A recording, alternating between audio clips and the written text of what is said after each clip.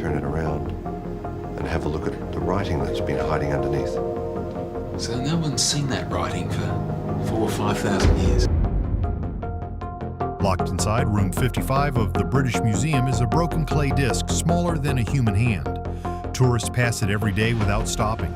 To most historians, it looked like just another ancient Babylonian tablet covered in faded symbols.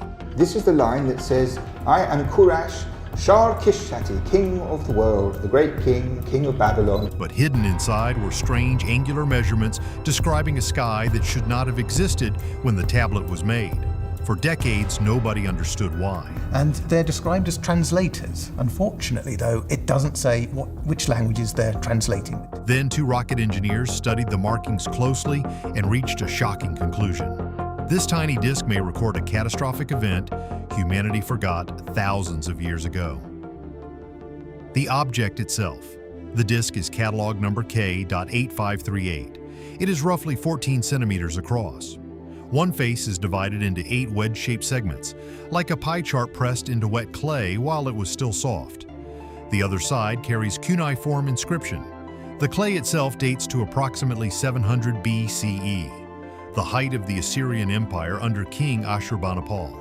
It was excavated from Nineveh in what is now northern Iraq by Victorian archaeologist Sir Austen Henry Layard in the 1850s, pulled from collapsed shelving alongside thousands of other tablets, most of which went into crates and were never read. What separates this disc from every other tablet recovered from the same site is the nature of its content. The standard output of Assyrian scribes was religious and administrative.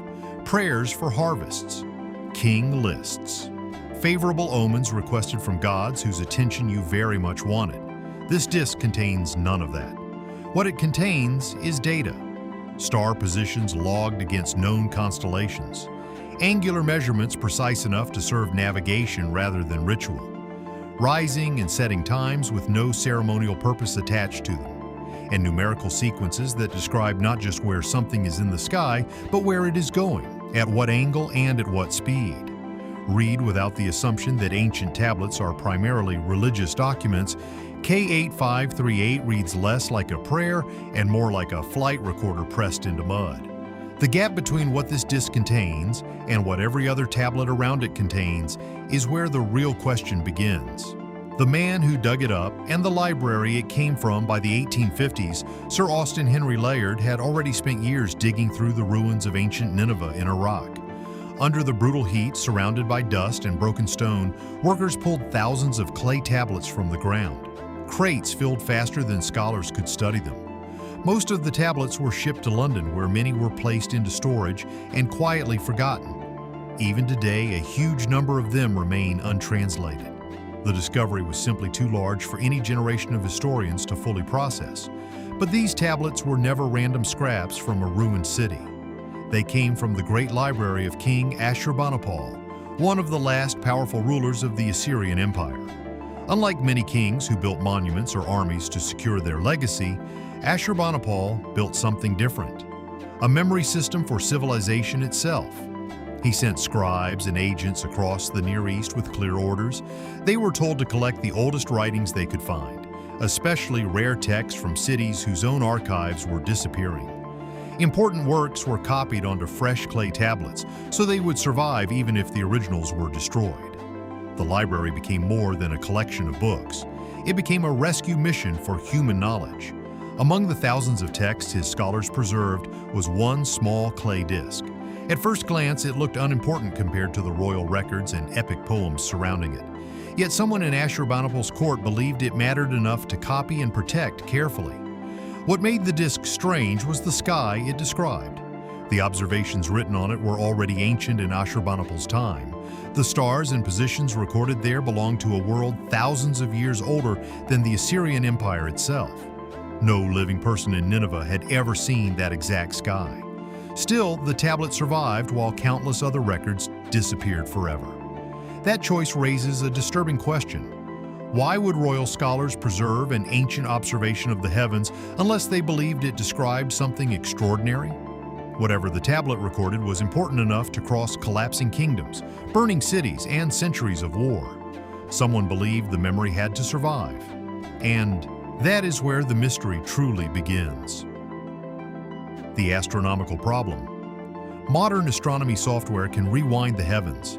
Stars drift slowly and predictably through a wobble called precession. Feed enough star positions into the right program and it will return the specific date when that configuration of stars was visible from that location on Earth. Historians and archaeologists use this method routinely to date eclipses described in ancient chronicles and to verify the timing of events recorded in astronomical diaries. The technique is established, peer-reviewed, and reliable. When the star positions from K.8538 were fed into planetarium software, the result was not what anyone working from the tablet's physical date would have expected. The configuration does not match 700 BCE. It does not match 1000 BCE or 2000 BCE.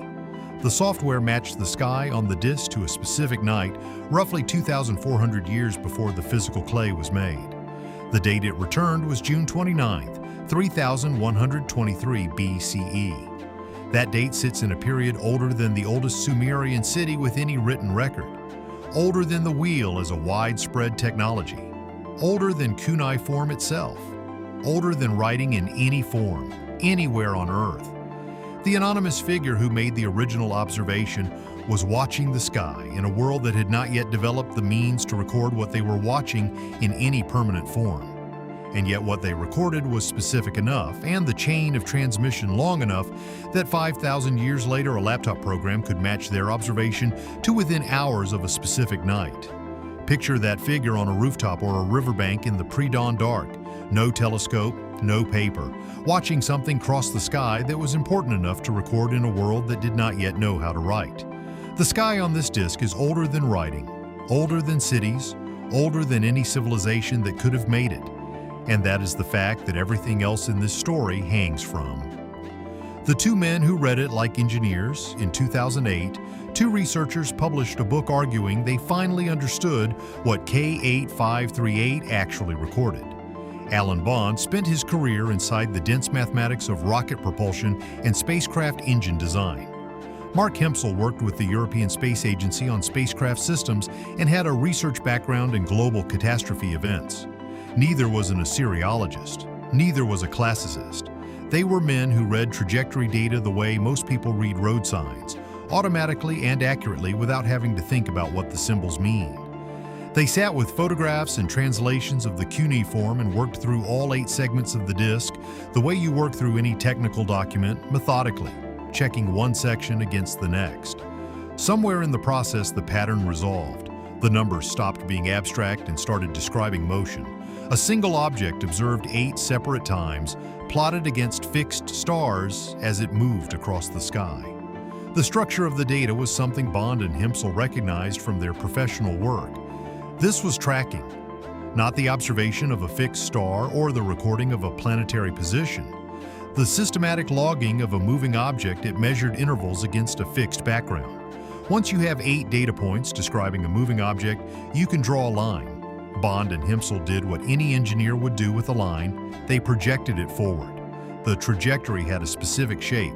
The object was entering the atmosphere at a shallow angle, the kind that produces a long, slow descent rather than a sudden flash, bright enough to read by, visible from horizon to horizon, slow enough to be measured and recorded 8 times before it crossed out of sight. Meteors flash and vanish in seconds. This object was tracked across the sky during a window long enough for an observer to make 8 separate measurements. 2 men trained to read trajectory data looked at what scholars had treated as a religious or astrological document and saw a worksheet, and what the worksheet described had a destination. Where the line ends. The trajectory Bond and Hempsel reconstructed begins high over the eastern Mediterranean and descends across northern coastlines, still losing altitude, still trackable. Seen from a mud brick settlement on the Tigris flood plain, it would have appeared as a line of fire crawling across the pre-dawn sky from east to west. Brighter than the moon, moving slowly enough to watch from one horizon toward the other. The line, followed to its end, arrives in the Austrian Tyrol. Specifically, it arrives at a narrow alpine valley called Kufels. Kufels is the site of one of the largest prehistoric landslides in Europe, possibly the largest in the entire alpine chain. Roughly 9 cubic kilometers of mountain came apart in a single event and filled the valley floor. To put that volume in terms that scale to anything familiar, the total material involved dwarfs the combined rubble of every large city ever demolished. Geologists have studied this deposit for more than a century. On the most basic question, what caused it, they have never reached agreement. The anomalies in the deposit are real and documented. The volume is too large for ordinary slope failure driven by gravity alone. There is no clean seismic fault running through the area that could account for a sudden, massive release of material. Groundwater saturation, the standard explanation for smaller collapses, does not scale to 9 cubic kilometers of rock shearing off a mountain in a single episode. And scattered through the deposit are pieces of stone that were heated to temperatures high enough to partially liquefy them before cooling back into deformed shapes. The existence of this material is not disputed. Its cause is. Some researchers argue that friction from the moving rock mass generated the heat. Others argue that friction alone cannot account for the specific mineralogy, that something hotter and faster was involved. The model that fits the evidence Bond and Hempsel were working with is an atmospheric detonation, an incoming object that exploded before impact, sending a pressure wave and thermal pulse into the valley slope, powerful enough to destabilize the mountain and hot enough to glaze stone. The modern reference point for this kind of event is Tunguska, Siberia, in 1908, where an incoming object exploded in the atmosphere and flattened approximately 800 square miles of forest without leaving a crater. Trees were laid flat like matchsticks, all pointing away from the same empty point in the sky. Kufals, under the airburst model, would have been significantly larger in scale, not flattening a forest, but removing a mountain from the map. The line drawn from a clay disc in the British Museum ends precisely at the valley where that mountain came apart. The geological anomalies at Kufals have no agreed cause, and the line from the planisphere ends there, which is either a remarkable coincidence or a remarkable answer. The chain of transmission. If Alan Bond and Mark Hempsel are correct, the clay tablet known as K8538 is not the original record of an ancient event. It is only the final surviving copy in a chain that may stretch back more than 4,000 years.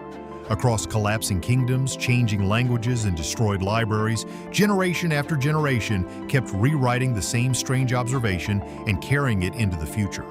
According to their theory, the first observer stood somewhere between the Tigris and Euphrates rivers on the morning of June 29, 3123 BCE. At that time, the great cities of Sumer had not yet fully risen. Writing, at least in the form we recognize as cuneiform, did not yet exist. Whoever watched the sky that morning had no stone library, no royal archive, and no durable paper. They may have scratched symbols into wet clay, carved marks into bone, or painted signs onto wood or leather. Almost all materials from that world disappear with time. The observer's name is lost forever. Their language may be gone. Their city may no longer exist beneath the desert soil. Yet somehow the observation itself survived. Centuries later, someone translated the ancient record into an early form of writing. Later scribes copied it again. As Sumerian cities grew powerful and then collapsed, the text continued moving forward.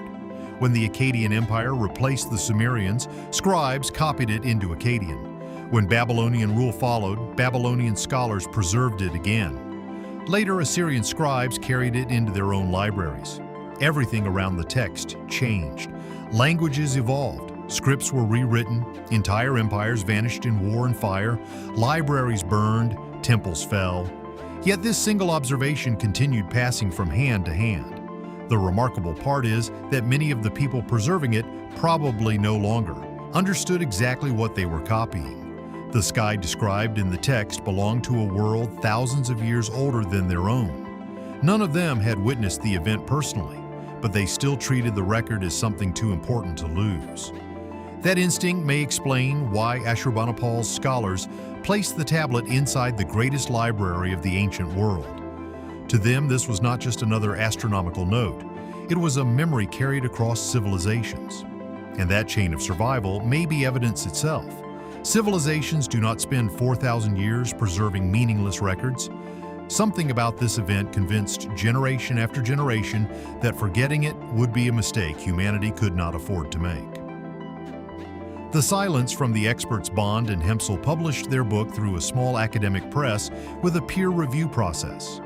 Their methodology is fully transparent. The star position calculations are on the page. The dating procedure is documented. The trajectory reconstruction is laid out step by step. Anyone with access to free planetarium software and a free afternoon can check the astronomical match themselves. The argument does not ask you to trust the authors, it asks you to run the numbers. What followed the publication was not a counter-argument, it was a shrug. The book was described as speculative, as fringe, as not worthy of serious engagement by the mainstream academic community. But nobody published a counter-calculation showing the star positions match a different date. Nobody published an alternative trajectory demonstrating that Bond and Hempsel drew the wrong line. Nobody published a better explanation for the Coffels deposit that accounts for the volume, the melted rock, and the geological anomalies more convincingly than an atmospheric detonation. Bond went back to his rocket engines, Hempsel went back to spacecraft systems. The book went on the shelf where it has remained for nearly 2 decades. The argument was not answered, it was ignored. Those are different things, and the difference matters. Science moves forward by refuting specific claims with specific evidence. Dismissing a claim by labeling it speculative is not the same as demonstrating that it is wrong. Every year of academic silence is another year in which no one has been willing to do the actual work of checking whether the line goes where Bond and Hempsel said it goes. The absence of a rebuttal after 2 decades is not proof that Bond and Hempsel are right, but it is a fact that deserves as much attention as the argument itself. What the evidence forces you to consider, laying out only what is not in dispute. The planisphere contains stellar data that matches the night before writing existed. This is verifiable with software available to anyone. The tablet was preserved and copied through every major civilization in the ancient Near East and selected for inclusion in the most deliberately curated archive of antiquity. The data, read by 2 engineers trained in orbital mechanics, describes a tracked object on a calculable path. That path arrives at a place where a geological event of exactly the predicted type occurred in roughly the right time window with no other agreed cause. The melted rock at Coffels is real. The 9 cubic kilometers of displaced material is real. The astronomical date match is real. The multi-millennial chain of deliberate preservation is real. Each of these facts standing alone is curious. Together, they form a pattern that nobody in nearly 2 decades has been willing to take apart with the tools available to do it. In any other field, a convergence this consistent across independent lines of evidence would be the starting point for a serious investigation, not the ending point for polite dismissal. The sentence missing from every museum plaque, every documentary, every survey textbook that mentions K8538 is this. This may be the only surviving eyewitness record of a catastrophic asteroid impact in all of human history. It has been sitting in a glass case in London for over 150 years. The calculation is waiting. The software runs on any laptop. A graduate student with a free afternoon could in principle begin to settle this properly.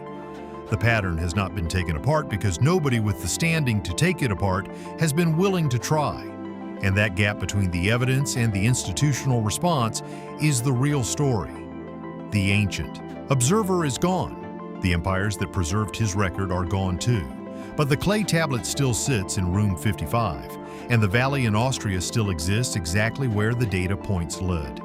Whatever crossed the sky on June 29, 3123 BCE remains unexplained, not because we lack answers, but because nobody has fully looked. If this kind of buried history is what you come here for, subscribe. There are more objects in museum cases whose placards do not begin to describe what they actually are.